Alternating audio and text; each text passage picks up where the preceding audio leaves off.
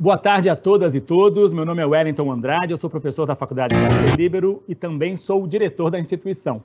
A gente vai falar hoje sobre um tema muito importante que é a redação. A redação vale metade da prova do vestibular. Aliás, vale um recado aqui, as inscrições para o vestibular Casper Líbero 2021 já estão abertas.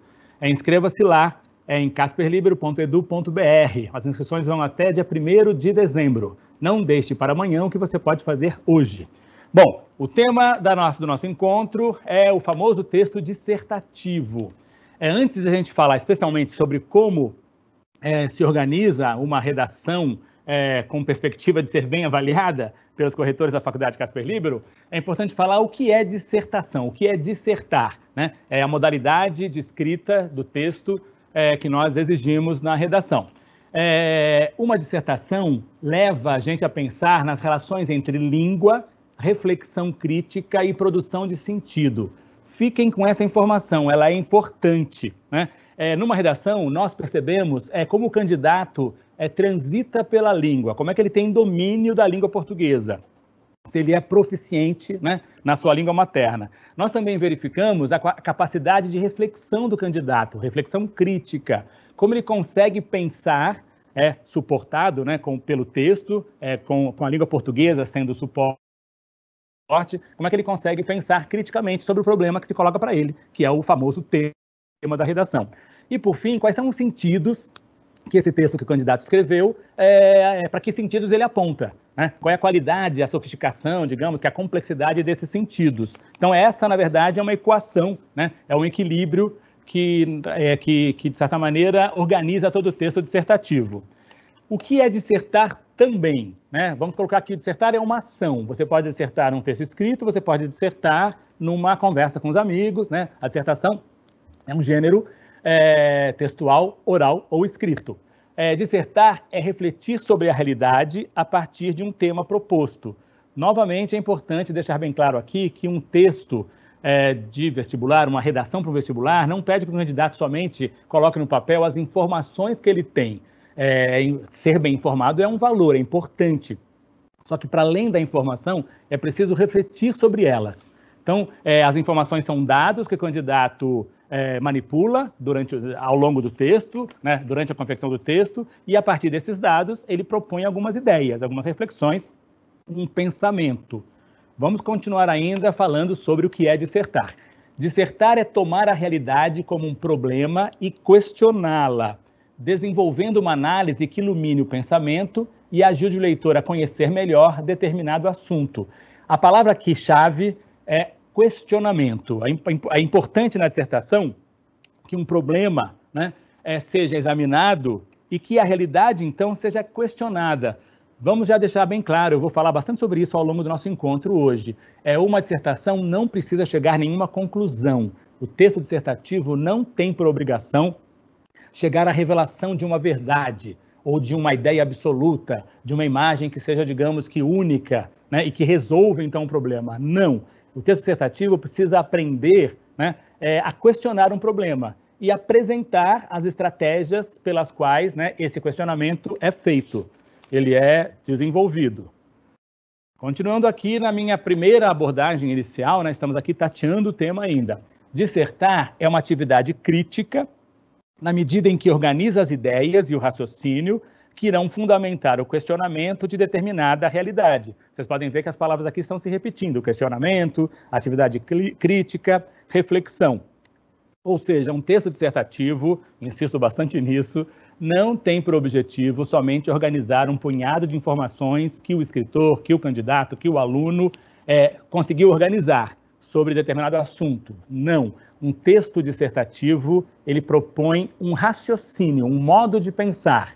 E é justamente a exposição desse raciocínio, a exposição desse modo de pensar, que o corretor da redação, que o professor, que quem está do outro lado da folha de papel, que vai recebê-la, que irá avaliar, certo? É a complexidade de um pensamento que é exposto, digamos, como estratégia de reflexão crítica. Falando sobre a palavra crítica, crítico, vamos lá, né, observar a origem da expressão e da palavra. Crítico vem do latim criticus, derivado do grego kritikos. Então, kritikos significa capaz de julgar, Então, fazer uma dissertação é um julgamento, não um julgamento com digamos que, resultados definitivos, com vereditos definitivos. É a capacidade que um juiz tem de avaliar 2 lados, né, ou 3 lados, ou 4 lados de uma mesma moeda. Kritós, em grego, é separado, selecionado, escolhido. A dissertação, na dissertação, você escolhe um tema, escolhe uma perspectiva, escolhe um ponto de vista para desenvolver. Krités, árbitro, ou intérprete, um autor de texto dissertativo é um intérprete da realidade. Ele é um árbitro, né? Ele vai avaliar, ele vai julgar, ele vai sopesar as informações e as reflexões. Criterion, que deu a palavra em português critério, é a faculdade de julgar. Vejam que o julgamento sempre aparece em todas as acepções da palavra crítico.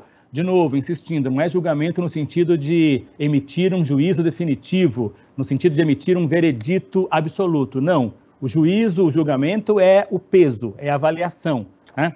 É justamente a análise. E aí vejam, parece surpreendente, mas não é, que a palavra crítico também tem a origem na palavra crise. Crises em grego. O crítico entra em crise com o conhecimento de determinado objeto de análise e seu modo de representação.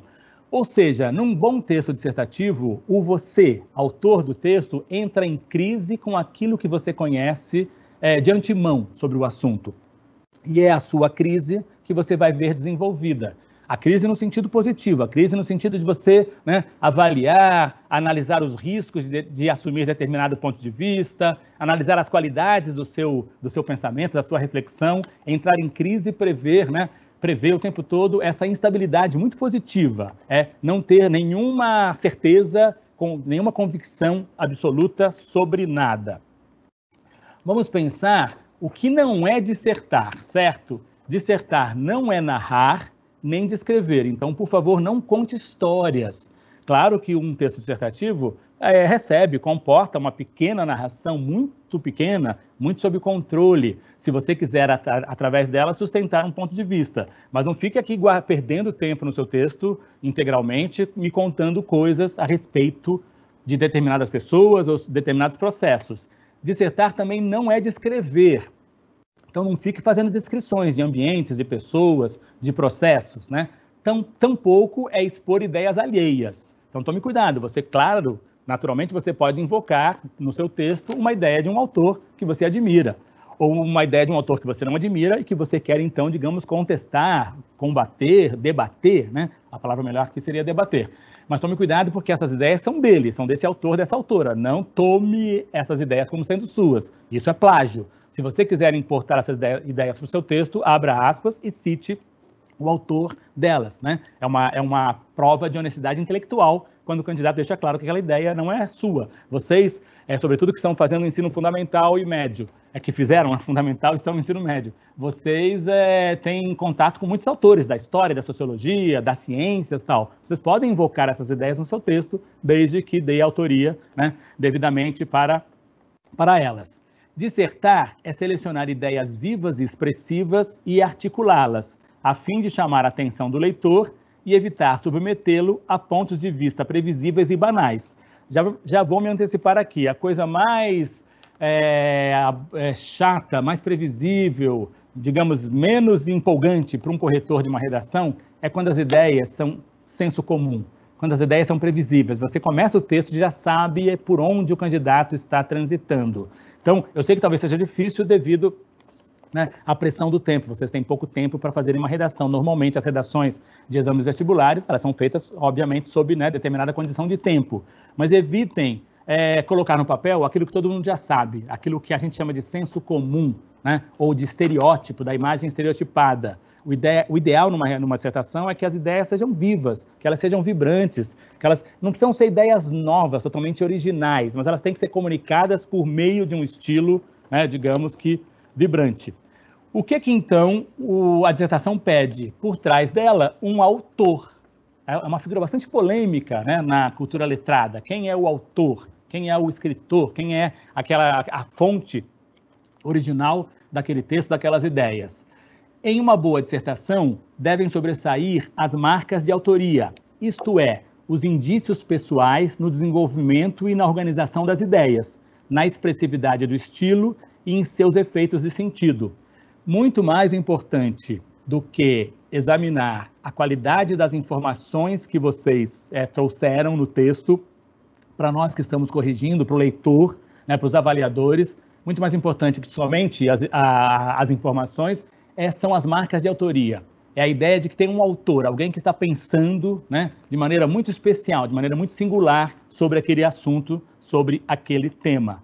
Como eu definiria a ideia de estilo? Estilo é uma palavra muito complexa, prevê muitas abordagens, muitas definições, né? É exame da disciplina estilística que se detém a examinar as questões, as famosas questões de estilo.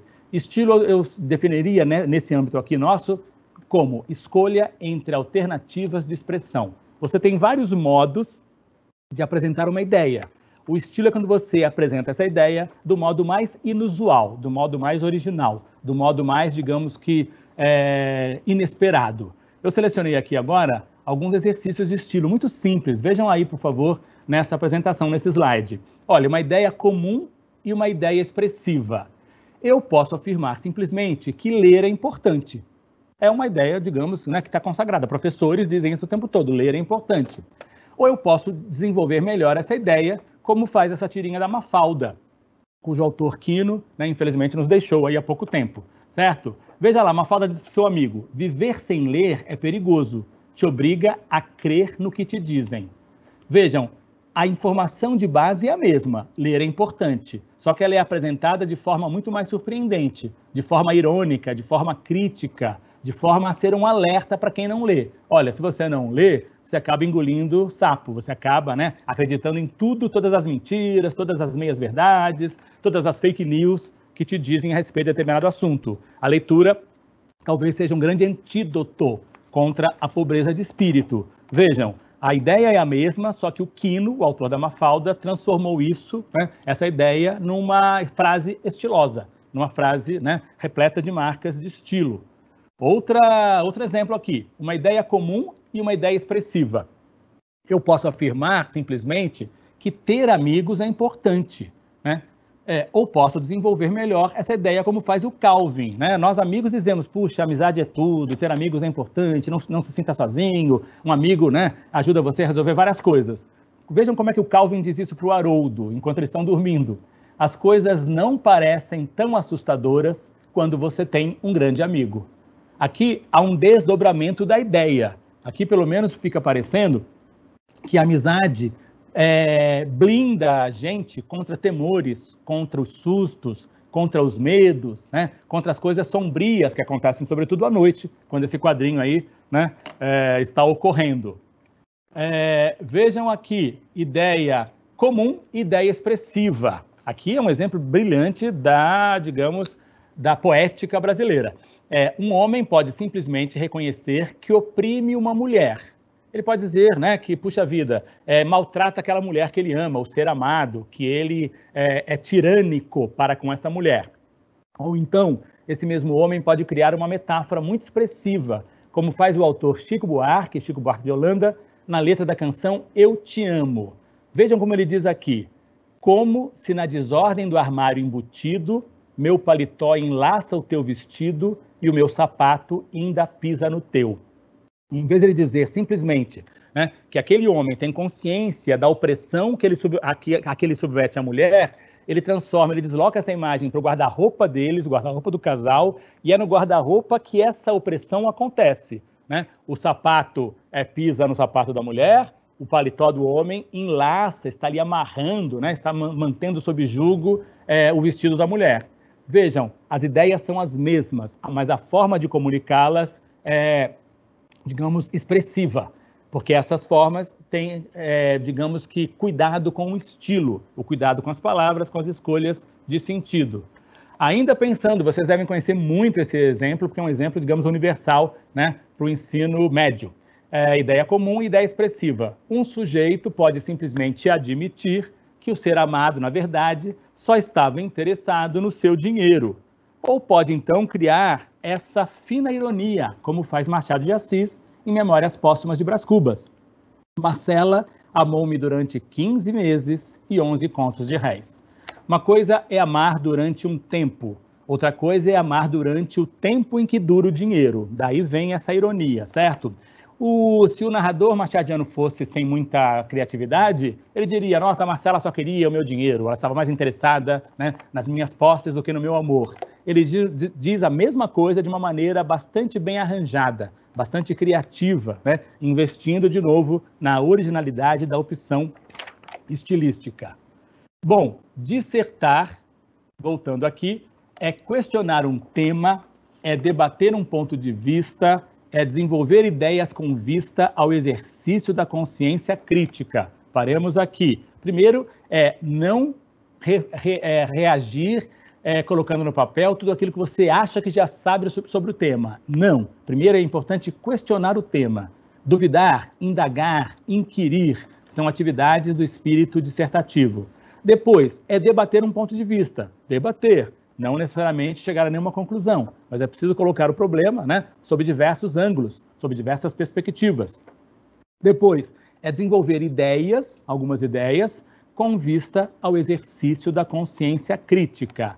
Assim, vejam só, a dissertação não pode ser confundida com a simples narração de eventos ou de fatos, nem com a simples descrição de objetos e de suas características. Se o problema, por exemplo, né, é a falta d'água, não fique descrevendo somente a situação que vivem as represas em São Paulo ou no Brasil.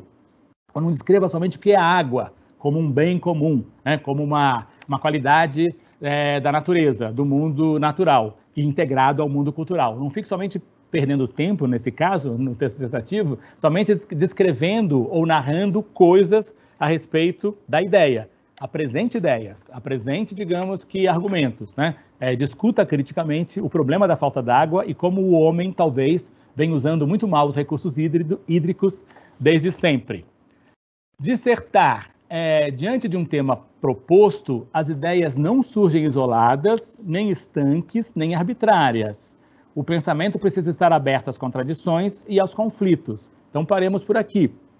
Você não pode, de repente, sacar uma ideia do nada, né? Assim, de um lugar do qual você não sabe de onde ela vem e colocar no papel, né? Dissertar é fazer relações, é estabelecer relações, fazer conexões, né? As ideias estão sempre articuladas, uma coisa puxa a outra. Daqui a pouco vem uma apresentação especial sobre isso aqui, né? E, novamente, dissertar não é defender convicção, não é professar uma verdade, não é acreditar que o seu ponto de vista vale mais do que dos demais, dos outros.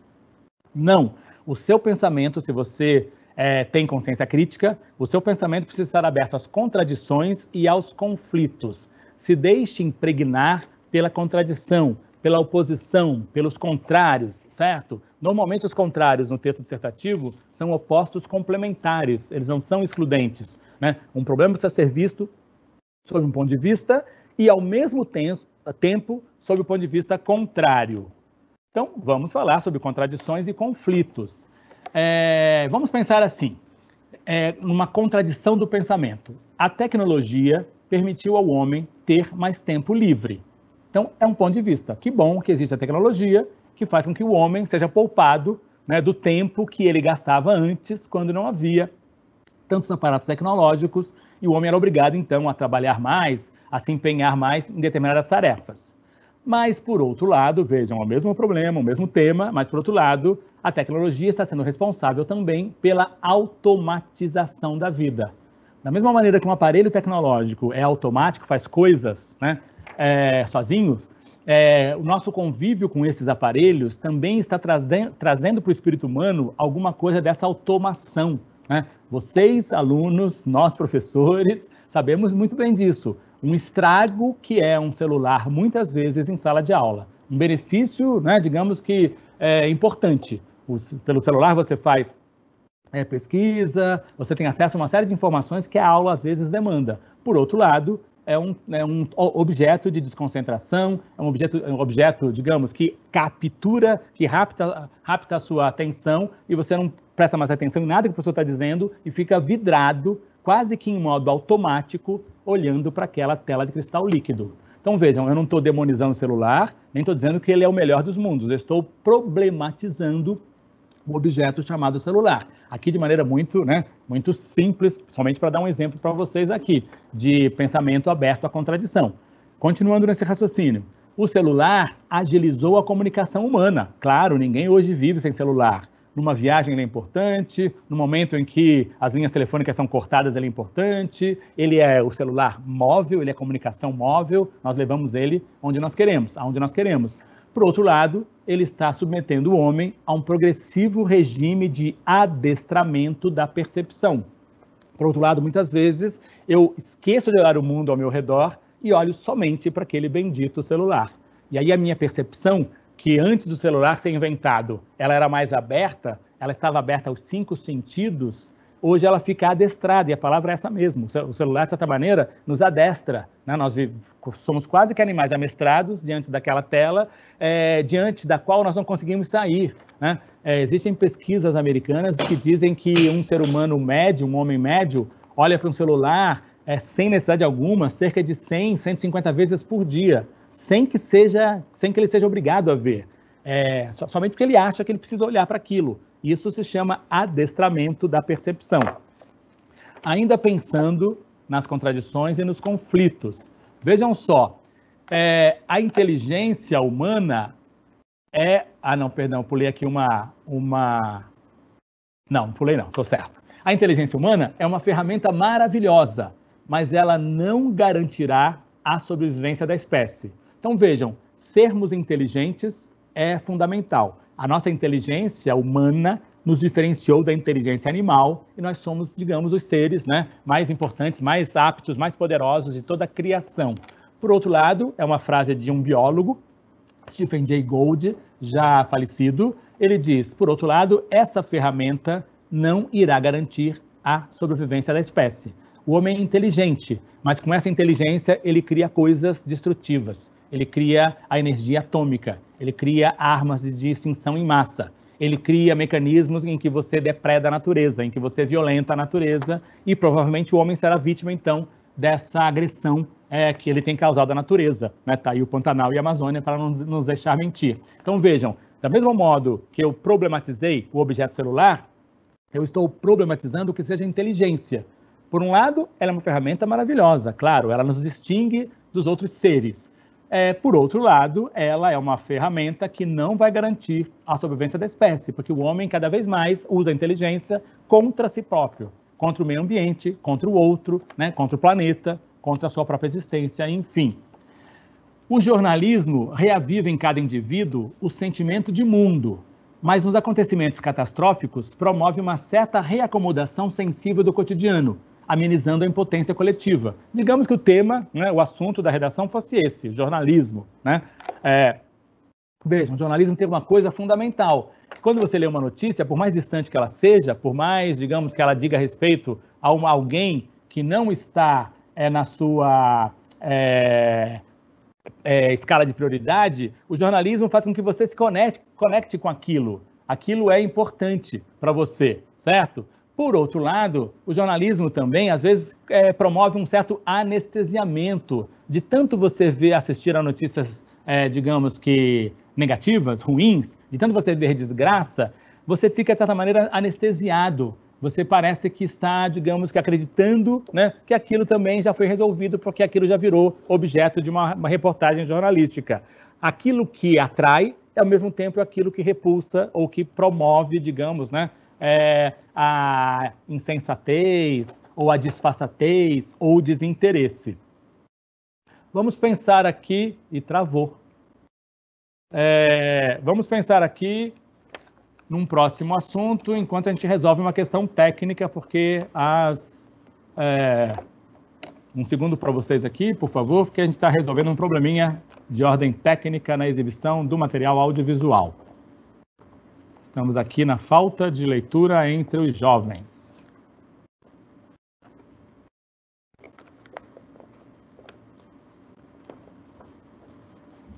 Eu vou continuar, depois a gente exibe esse slide especialmente. Vamos pensar que o tema é a falta de leitura entre os jovens. Quais seriam causas possíveis desse assunto que é tão, né, digamos, debatido e que quase virou um senso comum? Como eu falei agora há pouco, Se esse tema não é visto sob uma ótica moderna, nova, né, original, ele vira reclamação de gente mais velha. E desde sempre o mundo é assim, sempre alguém mais velho, geralmente um professor, reclama que as gerações mais jovens não leem, né, e são despreparadas então. Vamos pensar qual seria uma maneira de examinar esse tema a partir das causas possíveis.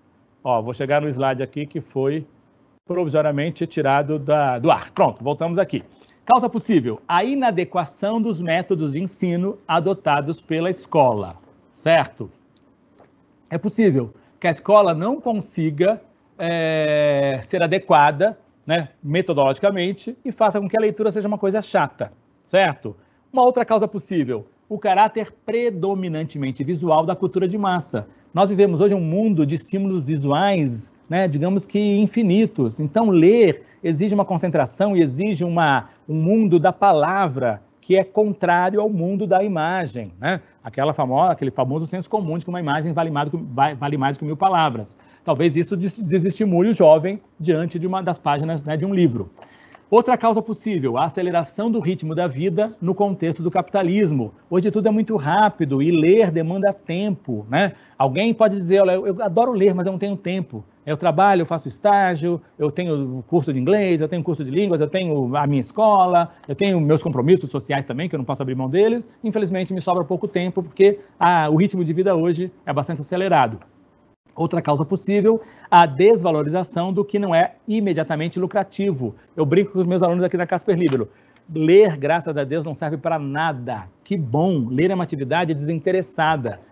Para você ler, você tem que estar interessado em ler. Você tem uma aquisição que é imaterial, né? Com a leitura você não consegue nenhuma aquisição no mundo material. Ninguém chega a uma agência de automóveis e diz assim, ó, eu li toda a Clarice Lispector, faço jus a esse carro então de graça para mim. Não, ler não serve para nada e é bom. As atividades interessadas funcionam para o espírito e não para a matéria, para as coisas materiais.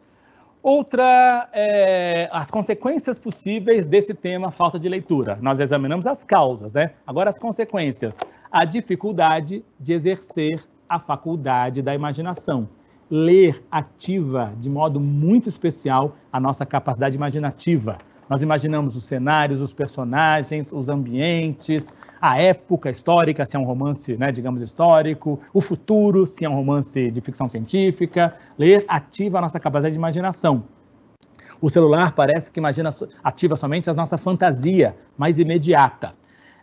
Outra consequência possível, dificuldade de escrita. Eu estou aqui na Faculdade Casper Libero há 23 anos dando aula. E eu sei que a falta de leitura implica na perda de contato do escritor com a língua, do aluno, com a língua portuguesa. E ele tem dificuldade, às vezes, não só em ortografia, porque ele não está acostumado a ler aquela palavra constantemente, mas em termos de organização de ideias, em termos mesmo, né, digamos, cognitivos ou sintáticos. Outra consequência possível, truncamento do raciocínio abstrato. A leitura, como ela é uma atividade abstrata, né, ela pode se remeter, obviamente, a coisas concretas, mas ela exercita a nossa imaginação criativa e nosso poder de abstração. Se você perde o contato com a leitura, você perde o contato com o raciocínio abstrato. E aí tudo parece somente se traduzir no operatório concreto, né? Há uma espécie, talvez, de regressão a um estágio da nossa vida em que as coisas são somente imediatas ou imediatistas. Por fim, uma outra consequência da leitura é o desinteresse pelas coisas que não sejam imediatistas, né? Ou seja, o jovem tem interesse pelo celular, porque ele traz o mundo de maneira imediata. Aquilo que está acontecendo no outro lado do globo terrestre, você tem acesso. Ler Machado de Assis, ler Guimarães Rosa, ler Cervantes, ler os grandes autores, não tem esse efeito imediato.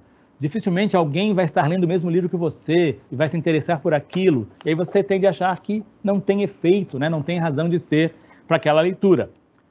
Voltando aqui ainda, falta de leitura entre os jovens. As causas das causas. Então vejam, aqui o pensamento está feito de maneira articulada, de maneira, digamos que, né, conecta. Tem uma conectividade aqui, tem conexão aqui. Vejam, nós falamos das causas e agora das causas das causas. Falamos das consequências, daqui a pouco falaremos das consequências das consequências. Qual é uma causa da causa? O conservadorismo da instituição escolar. Voltando aqui, ó, 2 slides. A causa possível seria a inadequação dos métodos de ensino adotados pela escola.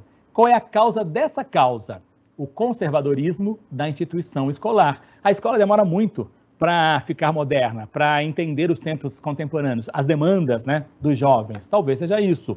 Vejam lá a causa, voltando, o caráter predominantemente visual da cultura de massa. Qual que é a causa da causa? O consumismo da indústria cultural. A indústria cultural, tudo aquilo que coloca à disposição de você, filmes, livros, né, os efeitos, os chamados produtos de massa, eles lidam com consumo, eles querem vender mais somente. Eles não querem, talvez, ampliar o seu repertório espiritual, imaginativo, né, intelectual. Eles querem fazer com que você seja um consumidor daquela série, daquele filme, daquela música, daquele livro.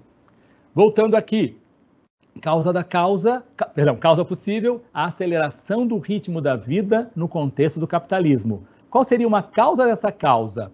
A coisificação e a presentificação da vida a ser consumida e não vivida. A vida talvez tenha virado uma coisa, né? E literatura não é coisa, literatura é um processo. A literatura não é uma coisa que possa ser traduzida, né, digamos, num valor de mercado. Ela tem um valor imaterial, né? E hoje em dia o capitalismo precifica tudo, ele coloca preço em todas as coisas. Por fim, uma causa seria a desvalorização do que não é imediatamente lucrativo. Qual seria a causa dessa causa? A atmosfera de anti-intelectualismo que vem predominando. Hoje em dia, não é uma característica só dos tempos modernos, mas de uns tempos para cá, a atividade anti-intelectual tem imperado, uma certa visão de que ler não é importante, de que saber mais não é importante, ou então as famosas contestações dos fatos científicos, os negacionismos todos que estão espalhados por aí, né? Isso parece que leva a gente a pensar que ser intelectual é um problema, né? Não leva a gente a resolver os problemas, viver é que é importante. Essa seria uma causa, por exemplo, de que leitura não serve para nada. Quanto mais você lê, né, mais em si mesmado você fica, mais chato você fica, menos desconectado, mais desconectado com a vida, você ficaria. Quais seriam as consequências das consequências? Vejam lá, consequência, né, da falta de leitura entre os jovens. Dificuldade de exercer a faculdade da imaginação. Qual é uma consequência disso? Empobrecimento espiritual. Quem lê tem pouco repertório, não sabe discutir, não sabe avaliar o que um personagem fez, como foi importante uma ideia em determinado contexto, debatida por aquele autor, por aquele livro, especialmente. Consequência da falta de leitura, dificuldade de escrita, né, como eu falei agora há pouco. Qual seria uma consequência dessa consequência? Limitação linguística, né? Vou aqui invocar uma frase, uma máxima de um famoso filósofo inglês, Wittgenstein. Os limites da minha linguagem são os limites do meu mundo. Se você tem limitação linguística, você vai pensar de maneira mais reduzida, de maneira mais empobrecida, de maneira mais limitada. A sua linguagem amplia o seu entendimento do mundo. Uma consequência, truncamento do raciocínio abstrato, né? Falei agora há pouco que quem lê menos, quem lê pouco, não tem capacidade de abstração. Qual seria uma consequência desta consequência? Precariedade intelectual. Alguém que só pensa no operatório concreto, alguém que não consegue abstrair, né, não consegue imaginar coisas como a ciência, que não propõe um modo que não seja somente concreto. A ciência, às vezes, né, trabalha com o invisível, com verdades, com conceitos, com contextos para além, né, da materialidade imediata da vida. E, por fim, qual seria uma consequência? Desinteresse pelas coisas que não sejam imediatistas. Qual é uma consequência dessa consequência? Estreitamento do conceito de vida humana. Afinal, nós vivemos somente para consumir, para estarmos no cinema vendo o último filme de massa, para estarmos no shopping comprando a última roupa da moda, para pensarmos em aplicarmos nosso dinheiro e ganharmos muito dinheiro com aquela aplicação, sem pensar que as coisas imateriais, as nossas, digamos que, o nosso preparo intelectual, a nossa capacidade de abstração, seja pela arte, seja pela ciência, seja pela religiosidade, seja pela filosofia, elas estão, digamos, em desuso, então, a vida humana talvez esteja reduzida, né, à ideia de uma grande comunidade de consumidores. Essa seria uma consequência possível. Vamos mudar aqui de registro. Como introduzir um assunto? Como é que um aluno ou um candidato, um autor de um texto dissertativo, deve introduzir o assunto?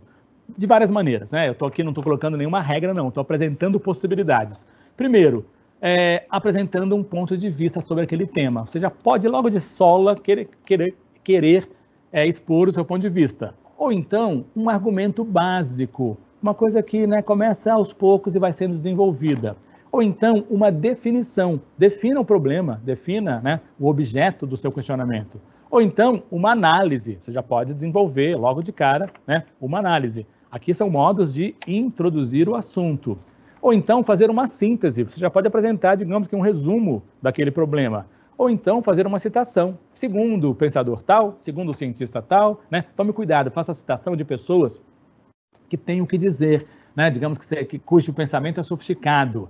Não cite um humorista de televisão se ele é uma pessoa que não tem respeito, que não tem respaldo intelectual. Não cite um personagem de um filme de massa, né? Não diga, segundo o Homem-Aranha, blá, blá, blá, blá. Isso geralmente tende a levar seu texto a ficar, digamos que, né, ser precário intelectualmente, a menos que seja uma ironia, a menos que seja colocada num contexto em que caiba aquela citação. É possível fazer uma analogia, comparando aquele problema com um universo paralelo, né? Como se fosse também, como se ele ocorresse em outro âmbito análogo àquele. É possível apresentar alguns dados estatísticos. Tome cuidado, eles têm que ser criteriosos, eles têm que ser, digamos que, amparados, né, em pesquisas. Evite dar dados muito, digamos que, aleatórios. Mas um bom dado estatístico resolve o seu problema de apresentar, de introduzir um tema. É possível também apresentar alguns fatos representativos, né? Aqui cabe talvez a narração breve de alguns eventos, de alguns fatos. É possível começar a sua redação apresentando o ponto de vista oposto, justamente para ser refutado. Apresente o que você acha que é o oposto do que você pensa e aí comece a refutar, né? É a famosa desconstrução do argumento. É também possível fazer uma narrativa breve, conte uma pequena história, né?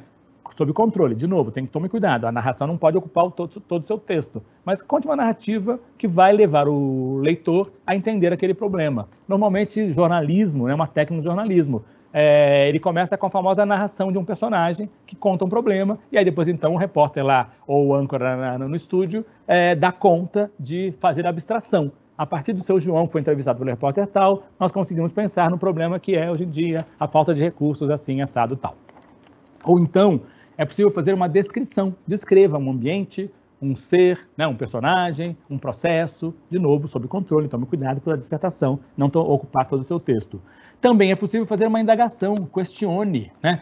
Evite as questões que são senso comum, as questões até onde vamos viver, meu Deus, onde isso vai parar, por que o homem está cada vez ficando mais desumano. Essas indagações senso comum, né, que são a tradução do senso comum, não valem a pena ser feitas. Indague do ponto de vista, digamos, né, da validade do raciocínio, da capacidade articulada, né, conectiva daquele raciocínio. Bom, se a conclusão tem várias maneiras, perdão, se a introdução pode ser feita a partir de várias maneiras, a conclusão, então, não é um enunciado sobre o mundo. Não se preocupe em ser definitivo no seu juízo final. Sendo assim, então, precisamos fazer tal coisa para que esse problema seja resolvido. Não pense que a conclusão encerra o problema. A conclusão encerra o texto.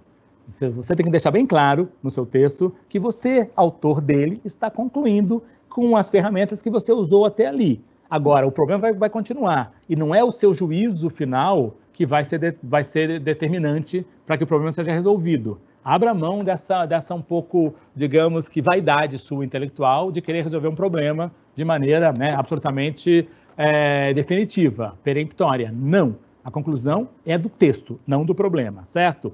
A conclusão deve impor-se, encerrar o debate. Você tem que deixar bem claro que o seu texto precisa acabar, até mesmo porque a página está chegando ao fim. O tempo acabou, está acabando.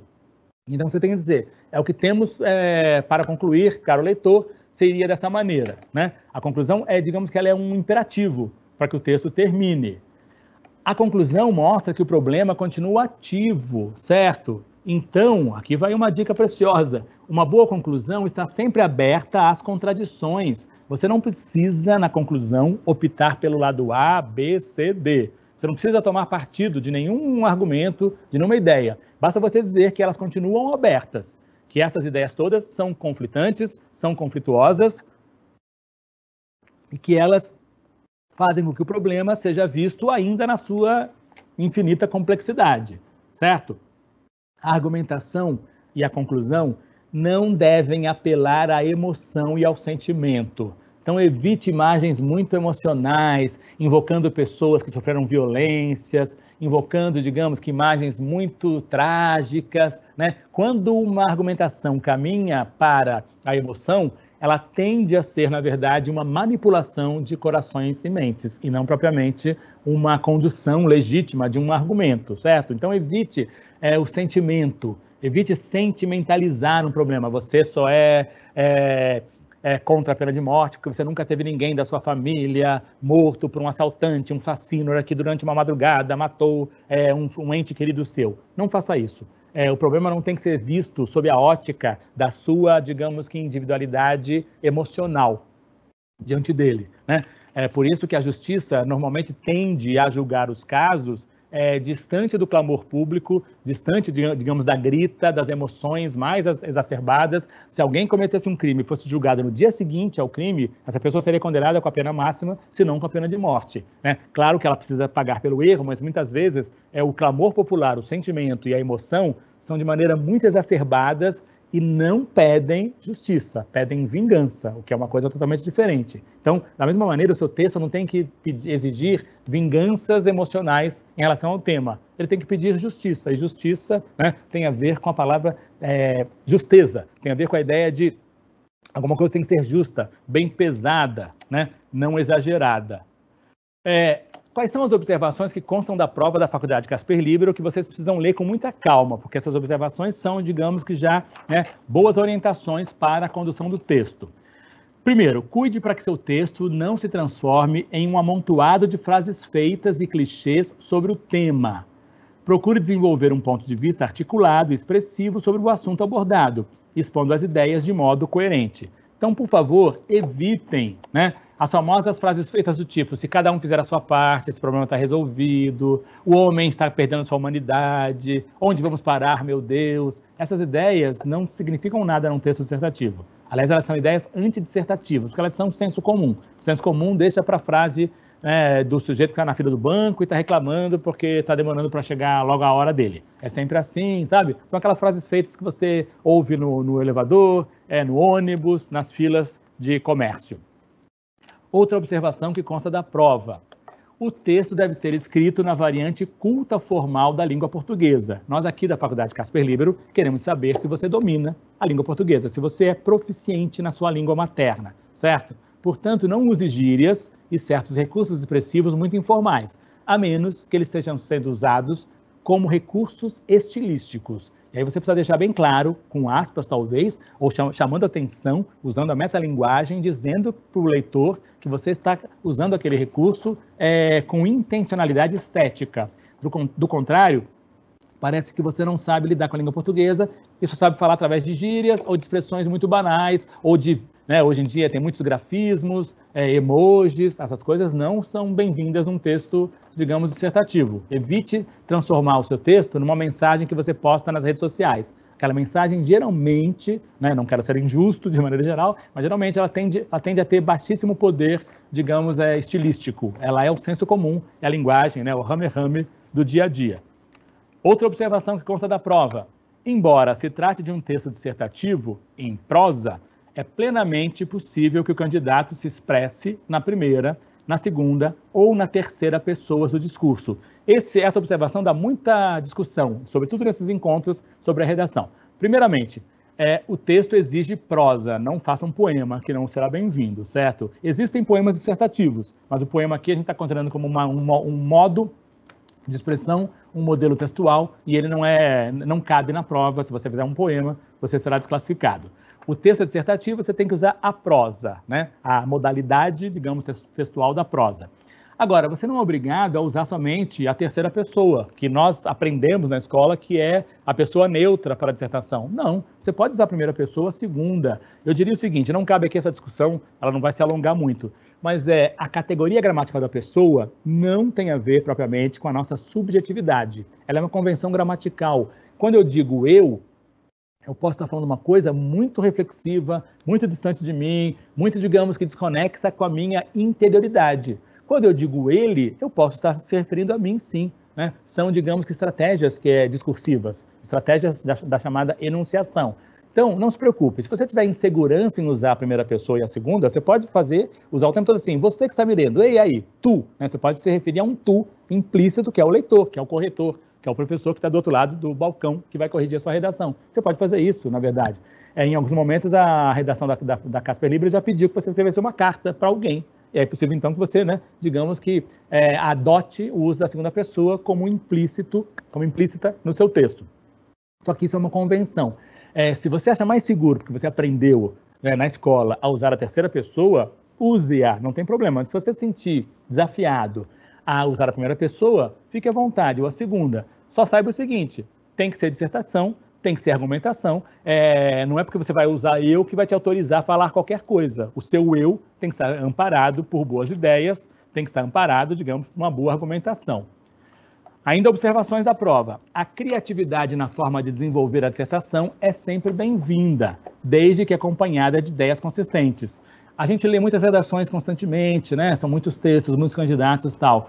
Na FUVEST é assim também, nos grandes vestibulares do Brasil afora, ainda competitivos, é assim que acontece. Então, tente surpreender o leitor, tente surpreender o corretor, evite usar, né, os mesmos mecanismos que você usa no dia a dia, na conversa, digamos, né, frouxa, distensionada da vida comum.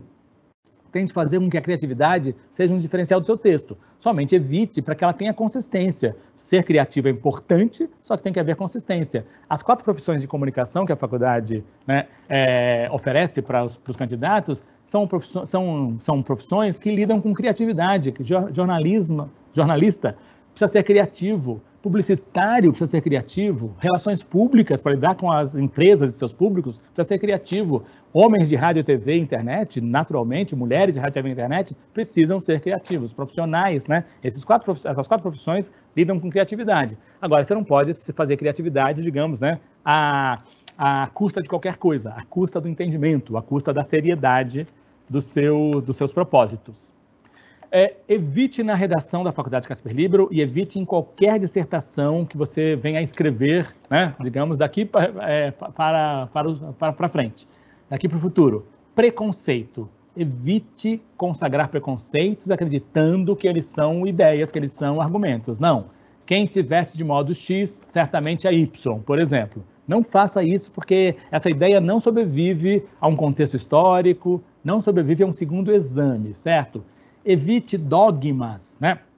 Você pode ter convicções religiosas, mas no momento você defendê-las numa dissertação, né? Porque os elementos religiosos normalmente são dogmáticos e um texto dissertativo não pode, né, viver sob a égide do dogma. Então, assim, a Terra é o centro do universo, por exemplo. Existem dogmas hoje que estão, né, imperando em certos círculos antidissertativos. Evite senso comum, já falamos sobre isso. Os dilemas, aqueles famosos dilemas, né? Havia uma campanha publicitária recentemente, há pouco tempo, que era, né?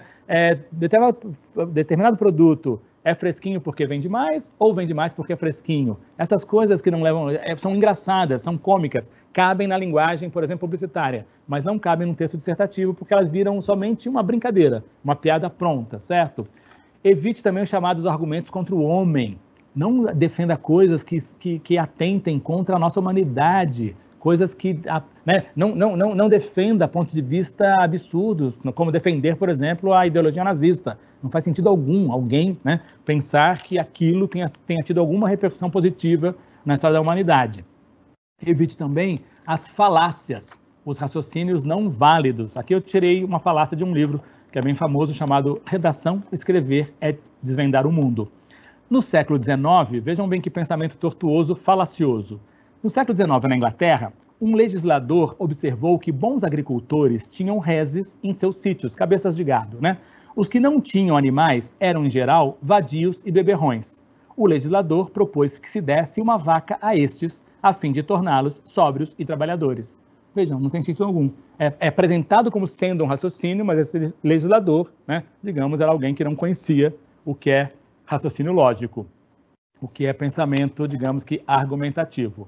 Eu peguei aqui agora, vou pedir licença para vocês, vou ler alguns textos, são um pouco longos, vocês têm acesso a eles aqui na tela, porque são fragmentos de texto, não são textos integrais, claro, porque esses textos são boas conduções argumentativas. Ó, vejam aqui, é do articulista Conrado Hübner, Estado de São Paulo, 31 de março de 2012. Humorista, enfim, pode ser um agente de transformação cultural e política, ou pode ser exatamente o contrário.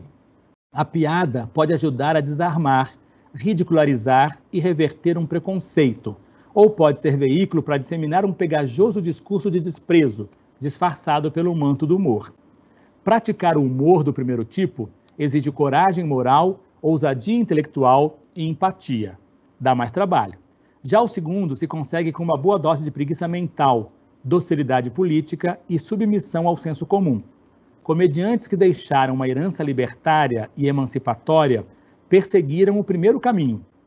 Entre os novos comediantes brasileiros, alguns ainda desconhecem tal diferença. Não são estes que merecem nossa risada. Foi um assunto que fez muito sucesso há 10 anos, muito sucesso assim, né? Foi muito importante de ser debatido, que eram os limites do humor. Até que ponto um humorista pode falar qualquer coisa, pode fazer piadas contra pessoas pobres, contra mulheres, contra pessoas gays, contra negros, né? Era um limite, digamos, muito esgarçado, muito ampliado. E aí esse argumento de que o humorista precisa tomar cuidado para não ofender, digamos, né, as populações vulneráveis, é um belíssimo argumento e está muito bem, digamos, conduzido aqui. O texto é muito grande, eu só selecionei esse trecho em que o sujeito deixa muito claro, né, o que ele pensa do que seja a função do humor. Outro texto também muito bom, muito bem articulado, Miguel Reale Júnior, famoso jurista, Estado de São Paulo também, dia 3 de março de 2012. Por fim, é somente um excerto, né, somente um trecho do texto. Por fim, a última contraposição surge da ilusão de que a plena possibilidade de manifestação de pensamento iguale o valor das diversas perspectivas. Não se deve, porém, confundir o direito de se exprimir com atribuir a mesma validade às diversas visões manifestadas, em inaceitável relativismo. A pessoa humana, enquanto titular dos direitos de não ser discriminada, de manter a integridade física e psíquica, de não ter violado a sua honra ou intimidade, de exercer liberdade religiosa, constitui valor conquistado arduamente no processo histórico do Ocidente, a prevalecer como fonte nuclear de outros direitos fundamentais. Aqui é um texto que discutia a famigerada liberdade de expressão. Liberdade de expressão, a sua, acaba quando começa do outro, de ser valorizado e ser respeitado. Aqui também essa discussão ocorreu quando parecia que qualquer coisa postada nas redes sociais valia, porque era chamada liberdade de expressão. Só que você não pode oprimir alguém. E aí houve uma vez aqui em São Paulo, há muito tempo atrás, uma candidata a um cargo político qualquer que dizia que ela tinha direito, ela garantia os direitos a todos, inclusive o direito de ter preconceito. Veja bem, isso é um elemento anti-humano que eu coloquei agora há pouco. Ter direito é uma coisa, agora ter direito a favor de um preconceito, que é uma coisa anti-humana, não é um direito, certo? É um arbítrio, digamos que uma experiência totalitária, é uma violência contra os demais, contra os seres humanos. Então, aqui o professor Miguel Reale Júnior faz uma bela análise, né, de como o seu direito de expressão é limitado, porque não vale tudo, né? Não vale qualquer coisa nesse âmbito. Mais um texto aqui, né, um excerto, Thomas Wood Jr., Carta Capital, 18 de novembro de 2011. A principal causa da debilidade das nossas ideias é o excesso de informações. Antes, nós coletávamos informações para construir conhecimento, procurávamos compreender o mundo. Hoje, graças à internet, temos acesso facilitado a qualquer informação, de qualquer fonte, em qualquer parte do planeta. Colocamos a informação acima do conhecimento. Temos acesso a tantas informações que não temos tempo para processá-las. Assim, somos induzidos a fazer delas um uso meramente instrumental. Nós as usamos para nos manter à tona, para preencher nossas reuniões profissionais e nossas relações pessoais. Saber ou possuir informação tornou-se mais importante do que conhecer. Mais importante porque tem mais valor, porque nos mantém à tona, conectados em nossas infinitas redes de pseudo-relações. Falei sobre isso agora há pouco, esse tema também é um tema muito importante para nós, para uma faculdade, inclusive, de comunicação. Ser bem informado não significa estar bem preparado para uma análise crítica da vida. Quanto mais informações nós temos, mais nós podemos ser alienados em relação a elas. O Thomas Wood Jr. aqui está discutindo justamente isso, né? As redes sociais, o celular, a tecnologia nos bombardeia de informações o tempo todo. E nós não somos mais bem preparados, mais inteligentes, mais aptos, né, a enfrentar problemas somente de posse das informações. Informações são dados, não são argumentos, não são ideias, não são pensamentos complexos. Por fim, nesse exame de alguns textos aqui, eu vou para o João Ubaldo Ribeiro, Observações de um Usuário, é uma crônica dele, muito interessante, muito boa, falando sobre a norma culta. A norma culta é necessária para preservar e aprimorar a precisão da linguagem científica e filosófica, para refinar a linguagem emocional e descritiva, para conservar a índole da língua, sua identidade e, consequentemente, sua originalidade. Ao contrário do que entendi de certas opiniões que li sobre o assunto, a norma culta não tem nada de elitista. É, ou devia ser, patrimônio e orgulho comum a todos. Elitismo é deixá-la ao alcance de poucos, como tem sido nossa política. Também um tema muito candente, muito interessante, que é, né, muito antigo. Quando você ensina a norma culta para o aluno, você está oprimindo ele, se ele não tem acesso à norma culta? Segundo esse ponto de vista, não. Você está dando a possibilidade dele ser uma pessoa mais crítica e ter acesso a uma norma que deveria ser de todos. Deveria ser a norma científica, a norma filosófica, a norma literária, né? A norma, digamos, que sofistica o pensamento. E quando você usa o argumento de que ensinar a gramática normativa ou a norma culta é um desperdício, porque na verdade você está oprimindo o sujeito que não tem acesso a ela, talvez, segundo essa opinião, com a qual eu compactuo, você na verdade está estreitando, limitando, né, tornando, digamos que o estudante somente um sujeito de formação precária, né, e pronto para um mercado de trabalho, né, quase que ele tendo uma formação semi-qualificada. Eu vou terminar aqui, antes de passar para as perguntas de vocês, analisando brevemente algumas propostas das últimas redações da Faculdade Casper Libero, para vocês terem acesso. Isso está disponível lá no vestibular, no site da faculdade, mas vale a pena a gente examiná-las aqui. Veja só, em 2016 a proposta era essa. A partir da leitura dos excertos acima, sempre tem textos, 2 ou 3 textos, que vocês têm que ler para se prepararem, para pensarem a partir deles na redação. É muito raro que o tema da redação seja proposto sem um texto de base, tem um texto de apoio. Esses textos eram sobre imigrantes e refugiados. E aí a redação a proposta pedia, a partir da leitura dos excertos acima, escreva um texto dissertativo em prosa, cujo tema seja globalização, refúgio, imigração e hospitalidade. Veja, 4 palavras diferentes, relacionadas, claro, e que exigiam, então, do aluno, do candidato, articulação, né, digamos que reflexiva. Globalização, né, fez com que o mundo talvez criasse populações mais de refugiados, certo? Na globalização, a imigração é importante. Como fica a hospitalidade, o receber bem? Hospitalidade tem o mesmo étimo de hospital, de acolhimento, de cuidar. Como fica a hospitalidade numa sociedade que talvez despeje, né, os seus imigrantes, que se tornam refugiados, né, e se tornam párias da sociedade? Esse tema tinha a ver com a crise humanitária, sobretudo na Itália, que estava recebendo muitos refugiados, né, do norte da África e do Oriente Médio. Bom, a proposta de redação de 2017 foi, a partir dos conhecimentos adquiridos com o estudo das disciplinas escolares, você se considera apto a tecer uma crítica aos valores sociais e morais da sociedade atual? Por quê? Vejam, é muito raro que aconteça isso. Era um tema que não pedia propriamente um texto de preparo, um texto, né, de apoio. Só que pedia que você refletisse sobre tudo que você aprendeu na escola, digamos, né, ao longo da sua vida.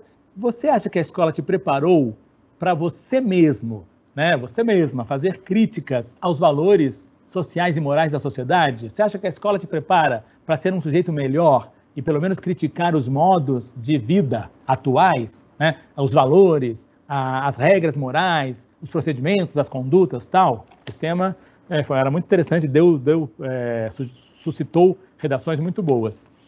O tema de 2018 era, tomando por base a leitura do texto Quem são e os que querem, os que negam a internet, né? Há um grupo de intelectuais que está cada vez mais distante da internet, de Nicholas Carr, reproduzido no começo dessa prova, e dos 2 excertos reproduzidos acima, escreva um texto dissertativo em prosa, sempre isso, para ser postado em um blog, real ou imaginário.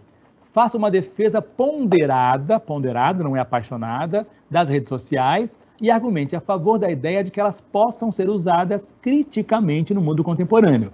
Vocês perceberam aqui que eu tenho muitos argumentos contra as redes sociais, mas elas, por outro lado, elas são uma ferramenta importante e elas se prestam, né, digamos, a um exercício crítico também. A proposta pedia que vocês fizessem essa análise, né, digamos, ponderada, a partir de um texto base que dizia que a ideia é se desconectar, que não há salvação mais no mundo conectado. Era um texto bem radical, e aí o candidato tinha que se posicionar, né, pesando muito bem os argumentos a favor e contra o tema.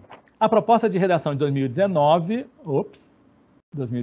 foi, tomando por base a leitura da reportagem Radicais Livres, de Rosane Serro, reproduzida no começo desta prova, escreva um texto dissertativo em prosa, no qual você discuta as implicações que a invasão da privacidade e a consequente perda das liberdades individuais ocorridas no cyberespaço podem causar ao homem no futuro. Aqui também é um texto que diz que um sujeito que está conectado o tempo todo, ele está em vias de perder toda a sua, digamos que, individualidade, a sua, digamos, intimidade. Os dados estão cada vez mais expostos, as grandes corporações podem fazer dos dados coisas terríveis. E aí os radicais livres pedem, né, a desconexão também total e a perda do contato, digamos, né, da nossa vida privada exposta em ambiente público. E aí se pediu o seguinte, se nós vivermos mesmo num mundo assustador, meio que Black Mirror, né, em que a privacidade vai ser cada vez mais invadida, a nossa privacidade, né, nós perderemos nossas liberdades, a nossa garantia de liberdade individual. Isso pode ocorrer no futuro? Discuta as implicações dessa perda de privacidade. Por fim, a última proposta era, esse ano, né, 2020, tomando por base as ideias presentes no excerto acima, escreva um texto dissertativo em prosa, no qual você apresente uma obra artística, livro, peça de teatro, história em quadrinhos, filme, série, telenovela, quadro, escultura, canção, pela qual você tenha muita admiração, descrevendo-a em linhas gerais e explicando os motivos pelos quais você a admira. Analise por meio de argumentos construídos criticamente o discurso que tanto o atrai nessa obra. Por que você gosta do livro tal? Por que você gosta tanto da série X? Por que você gosta tanto da exposição que você assistiu, que você viu, né, que você frequentou em tal museu, em tal ambiente de exposição? E aí você tinha que, na verdade, desenvolver criticamente por que essa obra te atrai, por que você se interessou por ela, e ela provavelmente faça parte do seu repertório cultural e artístico. Antes, então, das perguntas, vamos lá para a bibliografia, certo? A bibliografia aqui, obrigado. Severino Antônio Barbosa, um livro importante, Redação, Escrever é Desvendar um Mundo, né? Otton Moacir Garcia, Comunicação em Prosa Moderna, Aprenda a Escrever, Aprendendo a Pensar. E Olivier Rebu, Introdução à Retórica. Desses 3 livros eu pensei muitas ideias aqui que eu expus para vocês agora. Vamos examinar então as perguntas, né, sobre esse tema tão importante que é o texto dissertativo. Estamos chegando aqui à primeira pergunta, que professor, o que você acha de uma redação que começa com uma pergunta, faz um desenvolvimento do assunto e responde essa pergunta na conclusão? É uma boa tática para seguir? Ótima pergunta, Gabriel. Só que nós temos um problema. Evite fazer com que a resposta seja definitiva, que ela seja, digamos, que você achou a verdade ao longo da redação, você está então dizendo, né, comunicando ao seu leitor que você descobriu, né, a pólvora. Não. A resposta ela pode ser também uma meia pergunta. Ela não precisa ser definitiva. A resposta é uma boa tática essa, perguntar e responder. Mas evite fazer com que a resposta seja, digamos que, absoluta. Geralmente, essa estratégia seria menos dissertativa. Professor, quais tópicos eu poderia usar sobre garantir a vacinação do brasileiro? Estou travada nesse assunto e não sei como posso começar. Olha, é uma pergunta interessante, mas ela é muito ampla para esse ambiente aqui. Eu diria assim, você teria que discutir, né? Acho que consigo dar uma resposta razoável. Teria que discutir qual a nossa crença hoje em dia, a nossa convicção no poder da ciência. Porque a vacina, na verdade, é um resultado, é um artefato, né? É um expediente científico. Então, primeiro você teria que discutir como é que a sociedade contemporânea está lidando com as certezas científicas. Como é que nós estamos ficando anti-intelectuais, duvidando, né, das vacinas, né, do poder, da medicina. E aí talvez analisar isso nesse contexto da pandemia. Nunca se precisou tanto de uma vacina que fosse aplicada em massa, mas muita gente tem medo de que a vacina ou seja inócua, ou seja, digamos, negativa, né, ineficiente, ou então, inclusive, cause algum transtorno, né, ou ela possa, sei lá, nos levar a uma extinção da espécie humana, né? E acho que você tem que discutir isso não de maneira emocional, né, porque a gente está vivendo um problema ainda da pandemia, mas discutir em que estágio nós chegamos, o ser humano chegou, em que as conquistas da ciência, né, vou aqui usar um pleonasmo, conquistadas a duras penas, estão sendo, digamos que, desprestigiadas, negadas, né, desfeitas num simples clique da internet, num simples clique de uma rede social. Acho que vale a pena você discutir isso, né? Menos a vacina e mais o que a vacina representa no ambiente da ciência. Como utilizar um título bom e sem clichês? Então, os títulos costumam ser, na verdade, criativos, né? Você pode fazer uma alusão a um filme que você assistiu, a um livro que você leu, né? A uma situação que você conhece. O título não é definitivo, né? Ninguém vai zerar uma redação que o título é ruim, né? Mas o título, o título geralmente é dado no final, claro. Depois que você termina o texto, você tem condição de batizar o seu texto. Evite só de fazer muita gracinha. Mas, assim, a ironia vale a pena num título. A brincadeira, a alusão, a analogia são bem-vindas no título. Boa tarde. Como eu poderia desenvolver o uso da segunda pessoa sem fugir da estrutura dissertativa? Como eu falei agora há pouco, e era esse tema, por exemplo, do blog, você pode dizer, caro leitor, sabe? Você pode ousar, eu estou dizendo aqui que nós, corretores da Casper, temos muita tolerância, somos muito flexíveis para esse tipo de texto. Você pode brincar, caro corretor que está me lendo agora. Eu gostaria de me dirigir a você, e aí, a partir desse arcabouço, dessa moldura, você desenvolve uma boa ideia, uma boa condição argumentativa. Claro, você não vai ficar somente brincando, né, fazendo piadinha. Eu já corrigi, há muito tempo atrás, um grande vestibular brasileiro, sim, um vestibular de massa. E às vezes acontecia de um candidato se dirigir a nós corretores pedindo para ser aprovado. Aí é bobagem, aí isso perdeu tempo e a redação é anulada. Ei, corretor, por favor, me passe aí porque eu estou precisando tirar 10 para poder ganhar essa vaga na faculdade. Não faça isso porque é pura piada, mas você pode brincar de fazer uma interlocução. Lembre o seguinte, você acha que é anônimo, lembre que grandes livros da literatura são dirigidos a uma pessoa, a um leitor, digamos que implícito. Né? O leitor implícito é uma técnica, por exemplo, que pode ser literária, pode ser dissertativa, pode ser argumentativa, é um bom recurso. Giovana Lemos, professor, boa tarde. Você acha interessante quebrarmos a estrutura que estamos acostumados a fazer uma redação? Acho, já respondo logo de pronto. Digo, talvez ser um texto mais crítico, sem tanta forma introdução, desenvolvimento, conclusão, primeira pessoa assumir uma opinião, né, por exemplo, acho ótimo, Giovana, faça isso. Eu não falei aqui porque o tempo é curto, mas você não é obrigado a seguir aquela forma, né? É quase que uma forma que vira uma forminha. Um parágrafo primeiro de introdução, 3 de desenvolvimento e 1 de conclusão. Se você se sente seguro fazendo isso, faça-o, sem problema algum. Mas evite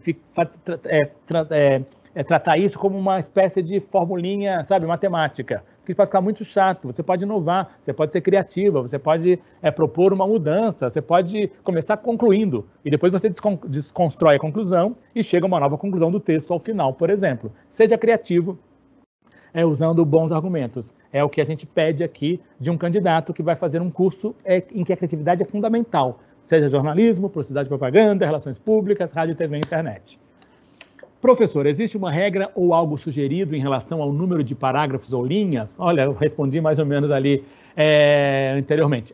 O limite não, perdão, acho que eu era anônimo. O limite é a página. Você tem uma página lá para preencher, você não pode ultrapassar aquela página.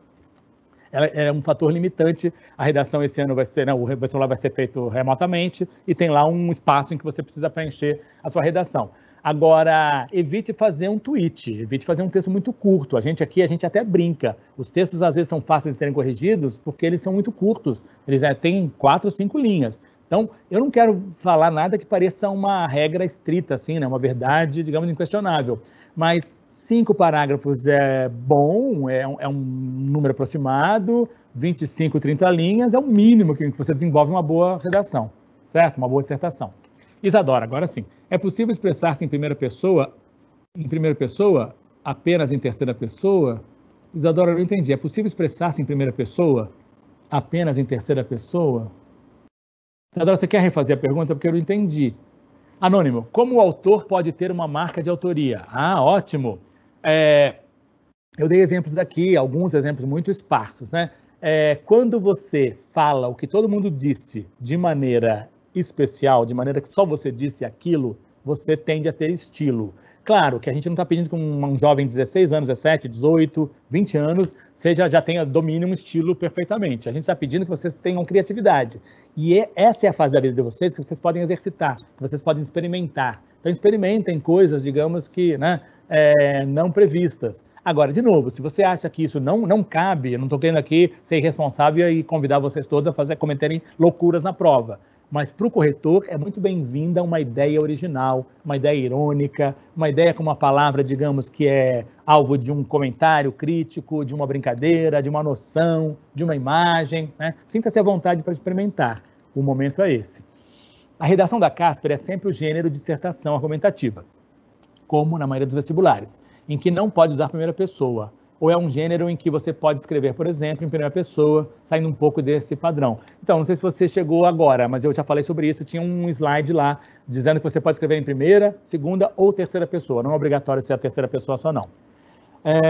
A redação do vestibular da Casper pode sair do tradicional, que vemos na maioria das provas, digo, ser uma resenha, uma carta, sei que já ocorreu, mas que queria saber quanto a esse ano, obrigada. Então, a gente não tem como antecipar como é que vai ser o tema da redação esse ano. Sempre é o modo textual dissertativo. Agora, a dissertação pode ser feita a partir de uma carta. Pode ser feita num blog, como eu li agora recentemente. O suporte do texto pouco importa. O que importa é que o gênero continua sendo o mesmo, né? O modelo é do texto dissertativo. Agora, pode ser até uma publicação, como eu falei agora para vocês, num blog, numa rede social, desde que seja, que tenha conteúdo dissertativo. Professor, é necessário trazer repertório sociocultural ou é opcional? Olha, eu diria que é muito bem-vindo. Eu não fico nem no necessário nem opcional. É muito bem-vindo quando você mostra por onde você transitou, o que você leu, o que você sabe da vida cultural, sociocultural mais ampla no Brasil e no mundo. A gente consegue perceber que o leitor tem maturidade, o autor tem maturidade, leitor não, o escritor tem maturidade, quando ele deixa, né, traduzir no seu texto, se traduzir no seu texto, as suas experiências socioculturais mais amplas.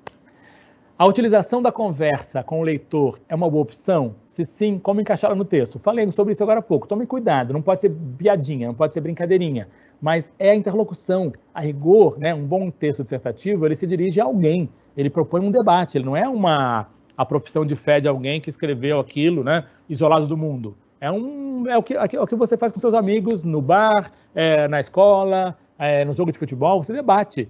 Você debate com o seu colega sobre o seu time, se ele está bom ou se ele está ruim. E você ouve a opinião dele a respeito do técnico e dos jogadores.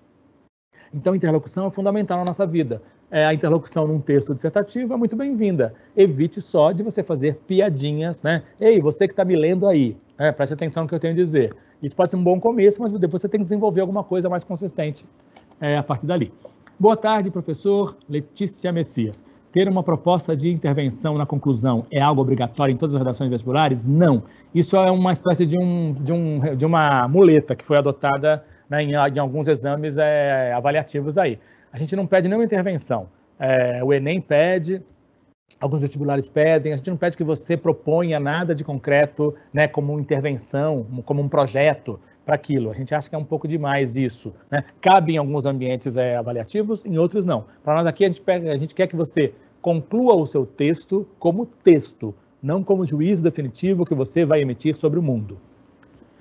Amanda Menezes. Boa tarde, vestibular da Casper aceita redações no método dedutivo quando o texto constrói o pensamento, colocando a tese apenas no parágrafo? Claro, aí tanto faz, dedução, indução, certo? Você que escolhe.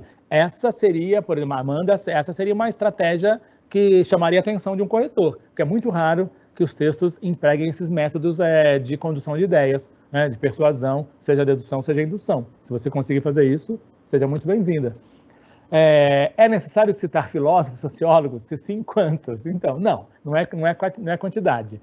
Não é necessário, vocês estão fazendo perguntas, talvez tem que ajustá-las, né? Não é necessário. É bem-vindo quando você cita um autor. Ele não precisa ser filósofo, ele pode ser, né, autor literário, mas se você cita ele de maneira adequada, se aquela citação faz sentido para o seu texto, Então é bem-vindo. Agora, se você não consegue fazer isso, não tem obrigatoriedade, não se sinta obrigado a fazê-lo, e muito menos a achar que 3 citações vai te dar 10.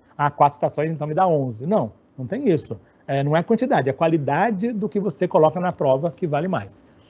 Na redação da Casper, pode utilizar o modo introdução, argumentação e conclusão, como nos outros vestibulares, ou com isso perde ponto? Não, pelo amor de Deus. É o que eu falei para vocês agora há pouco. O convencional, se você se sente seguro fazendo o convencional, faça. Você não vai perder ponto porque você está fazendo uma coisa que foi ensinada na escola e é um modelo canônico.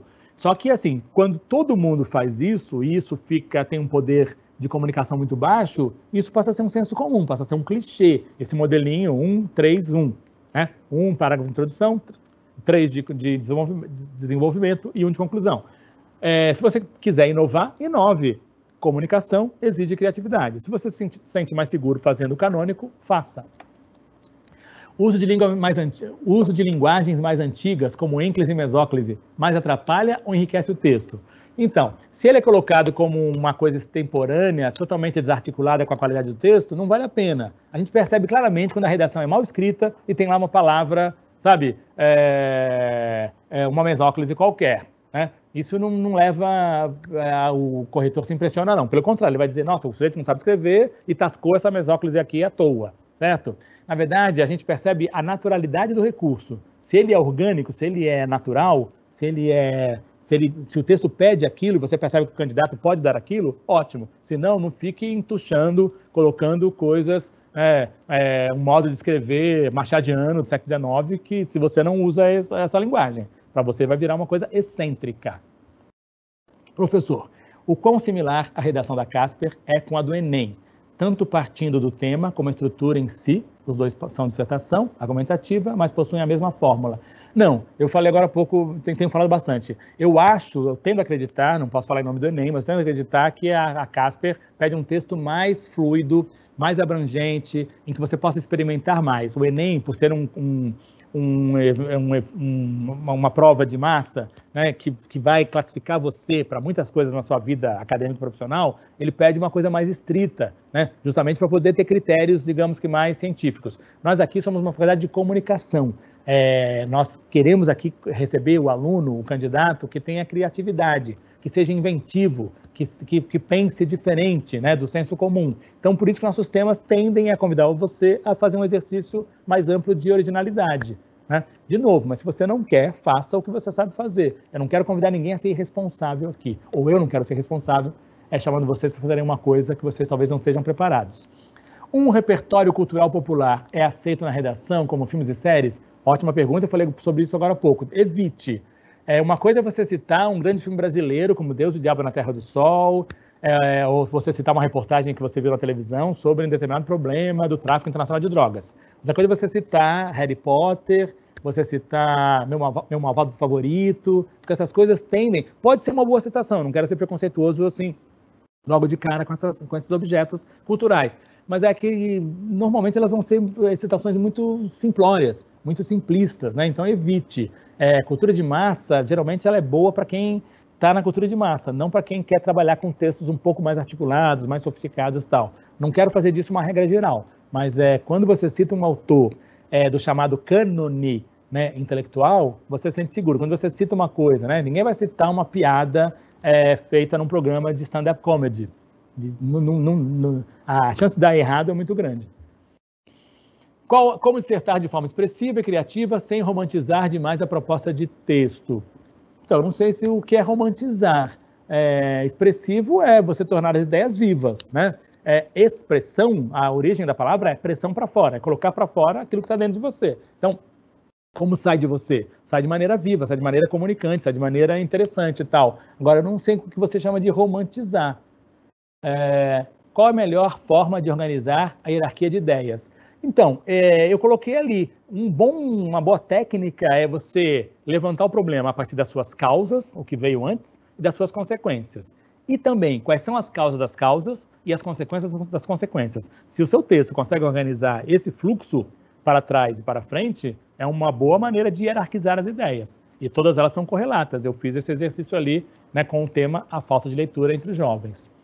Professor, o que faço quando termino... Não, perdão. Professor, Lincoln, o que faço quando tenho uma informação para inserir na argumentação e não sei exatamente qual é a fonte? Exemplo, sei que o Brasil é o país com maior biodiversidade, entretanto não sei onde receber essa informação. Lincoln, ótima pergunta, excelente.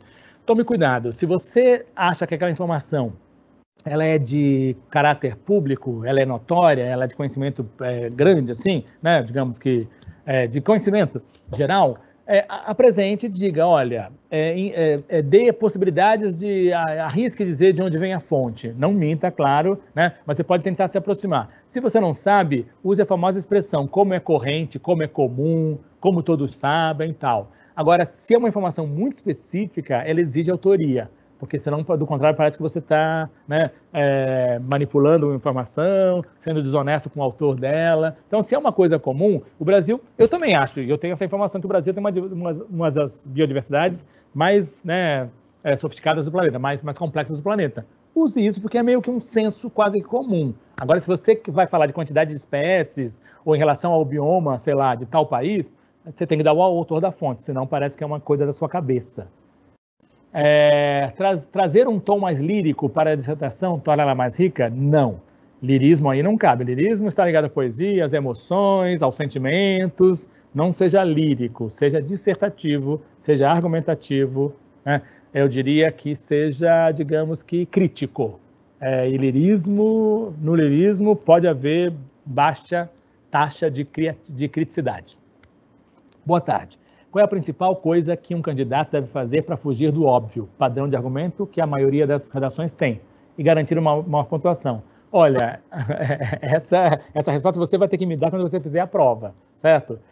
Fuja do senso comum, fuja do rame-rame, fuja do estereótipo. Houve um tempo aqui que as redações invariavelmente terminavam assim: se cada um fizer a sua parte, o mundo muda. Certo? Não é esse apelo emocional, piegas, sentimentalista. Você tem que imaginar aquele problema sob uma ótica imprevista, certo? Sob uma ótica, digamos que original, né? Nós estamos muito submetidos às mesmas ideias. Quando a gente liga a televisão, as mesmas ideias aparecem sempre do mesmo modo. As redes sociais consagram sempre o óbvio, consagram mais do mesmo. A gente vive num mundo, né? O texto do Thomas Wood Jr. fala sobre isso, em que nós somos bombardeados de informações, só que são as mesmas informações, a gente quase não sai, né, do senso comum sobre elas. A ideia aqui seja criativo, rompa essa bolha, né, da previsibilidade argumentativa. A redação da cátedra admite, então, a utilização de figuras de linguagem? Claro, certamente. Se elas forem figuras de linguagem argumentativas, metáforas, metonímias, né, e toda a sua série correlata a elas, você é muito bem-vindo. As figuras de linguagem são, né, digamos que o Machado de Assis usa uma figura de linguagem, embora não seja texto dissertativo, seja um texto literário, mas ele usa uma figura de linguagem que é a falta de paralelismo. Uma coisa é amar alguém durante tempo, outra coisa é amar alguém durante dinheiro, certo? Isso se chama falta de paralelismo, é uma figura de linguagem muito engraçada. Você não diz, fiz 2 operações, uma na França e outra no ouvido. Você não fala isso, certo? Uma coisa é operar o ouvido, outra coisa é operar na França. Essa frase é uma frase estrupiada, uma frase que tem um erro, digamos, né, de condução. Se eu uso isso para brincar com a situação, é figura de linguagem, é falta de paralelismo, é criatividade.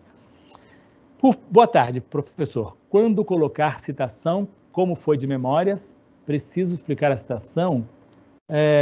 Então, se você está citando de memória, tome cuidado, que a sua memória pode trair. Tenha certeza de onde você tirou aquela informação, senão você pode cometer um erro que pode ser ruim, né? Citação errada não vai zerar a sua redação, mas talvez mostre que você não está bem preparado sobre aquele assunto ou aquela ideia que você colheu. Então, é bom você ter certeza. O que é mais válido? Uma boa opinião ou argumentos a partir de acontecimentos da sociedade? Então, nem uma coisa nem outra. É importante argumentos a partir do seu exame crítico, argumentos não propriamente sobre o exame da sociedade, mas que você construa a partir da sua vivência intelectual. Aí sim, opinião pouco importa. Opinião todo mundo tem. Opinião está lá no Facebook, nas redes sociais, né? Tem argumentos. A redação pode ser bilateral, então? Não sei se eu entendi o que é bilateral. Eu diria que a redação trabalha com oposições complementares. Ela pode ter de um lado e de outro. Se é isso bilateral, sim.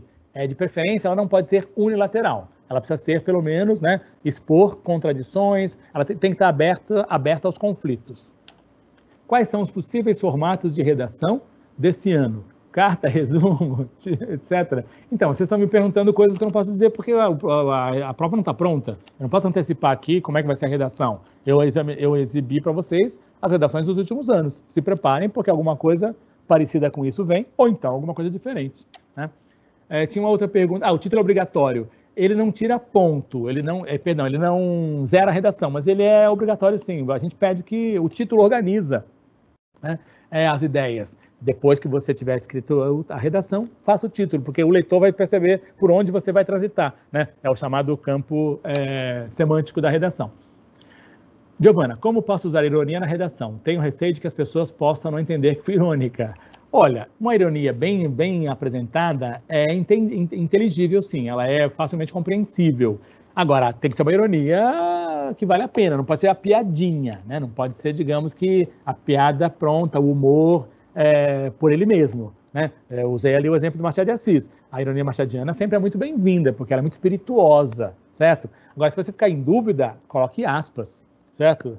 Chama atenção no seu texto de que aquilo que você está descrevendo é uma ironia. Ou então, o famoso recurso, sendo irônica, e aí tasca lá a sua ironia. Boa tarde, professor. Podemos dizer que as contradições e os conflitos são uma contextualização do que irá ser abordado no texto? Sim, as contradições e os conflitos são a própria matéria do texto. O texto dissertativo é a exposição de várias contradições, de vários conflitos, de vários pontos de vista divergentes, diferentes entre si e entre eles e o mundo. É isso. Se você conseguir expor essa contradição, o seu texto está sendo dissertativo. Professor Camila, os temas de redação da Casper visam sempre se relacionarem com os meios de comunicação e tecnologia?